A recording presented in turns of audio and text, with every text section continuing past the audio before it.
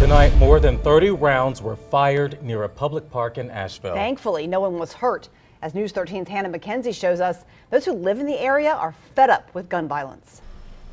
One neighbor tells me her initial thought is she wants to move. Then she second-guessed herself, saying it doesn't feel like anywhere is safe right now. Gunfire ringing out just before 7:15 Monday night. At first I thought it was fireworks, and then I was like, no, they don't sound like fireworks. Shell casings now littering the asphalt in front of Walton Street Park in Asheville.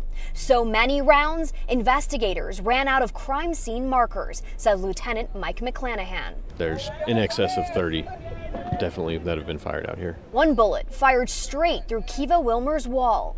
This is my living room window on the side facing the street. Watching the news just feet away, Wilmer thankful not to make tonight's headlines. The subject of the day, gun shootings, and then this.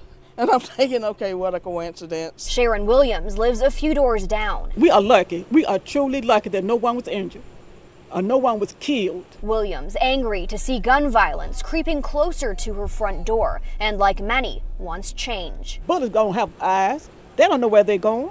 They'll just land anywhere. So hopefully we'll get gun reform every city, every state in this country. Right now, APD hasn't named any suspects or released a motive. We've had a lot of different information come in, so we're trying to suss out what is credible information at this time and what's still up in the air. Asheville police are asking anyone with information to contact their office. They have to realize that whatever they're fighting over, whatever they're killing each other over, isn't worth it. This weekend's double homicide brings Asheville's murder rate to 8 so far this year, and it is just June.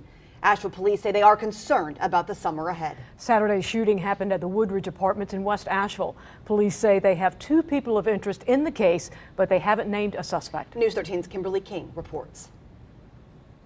Everybody is not just us, it's both families. We're all victims here. I lost my son, and the other family lost their son too. We never expected this to happen to my brother. Mom Laura Valdez Escalante is comforted by her daughter. The sad thing about this is that nobody stops the violence.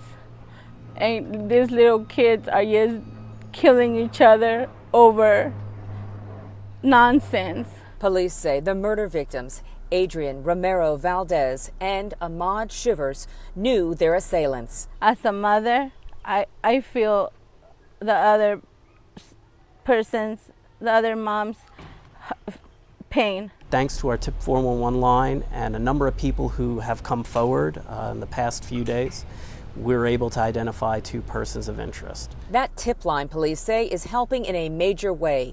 Witnesses who have the courage to text police tips from their phone in this double murder case. We had our major case unit come out Saturday. Our persons of interest knew each other.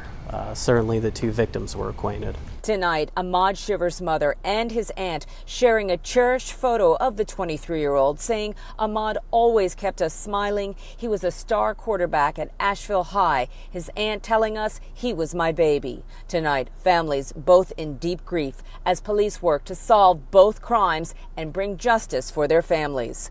I hope that God gives me and the other families peace. And we have to end this. And relatives of Ahmad say they believe they know who murdered Ahmad and they want that individual held accountable. Again, police ask anyone with any information in both of these cases to use APD's text to tip to help bring in more information about both cases.